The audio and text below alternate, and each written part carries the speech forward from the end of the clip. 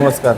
आपल्याला हिप जॉईंटचा त्रास होता हां आणि त्याच्यामध्ये तुम्हाला पहिल्या विजिटमध्ये मांडी घालता येत नव्हती. हां नव्हती. दोन पायावर बसणं अवघड झालं होतं. हां बराच काही त्रास होता. हां आणि काय काय त्रास होता आणि कुठून आली हे सांगा मला. आता मी छत्रपती संभाजीनगरमधून आलो आहे.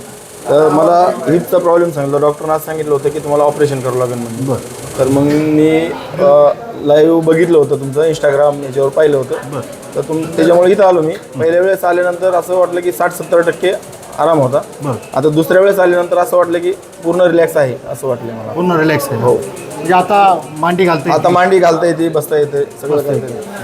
किती दिवसापासून त्रास होता हा? हा मला जवळपास 1 वर्ष झालं. 1 वर्ष. हो. डॉक्टरांनी काय सांगितलं? ऑपरेशन करायला सांगितलं होतं. प्रत्येक डॉक्टर ऑपरेशन सांगतो. हो. मी संभाजीनगरमधले सगळे दवाखाने पूर्ण जवळपास जेवढे आपले 10-15 दवाखाने असतील तेवढे दवाखान्यात जाऊन आलो. पण त्यांनी सगळ्यांना ऑपरेशन करायला सांगितलं होतं. ऑपरेशन केल्याशिवाय पर्याय नाही. नक्कीच मित्रांनो, अशा स्वरूपाचा जर आपल्यालाही त्रास असेल तर हिप जॉईंटचा जर त्रास असेल तर तो बरा पण होऊ शकतो बिना औषध, बिना दवाई किंवा ऑपरेशनचं. तुम्ही काय सांगता तुमच्यासारखं? मी तर आज सांगतो की एकदा गणपती मावळा इथं येऊन एकदा प्रत्यक्षात बघून भेटून गेलं तर ते नीट होऊ शकतं. कारण माझं स्वतः झालेलं आहे. त्याच्यामुळे मी असं सांगतो की सगळ्यांना की एकदा येऊन जावा त्यांनी. धन्यवाद. धन्यवाद. धन्यवाद.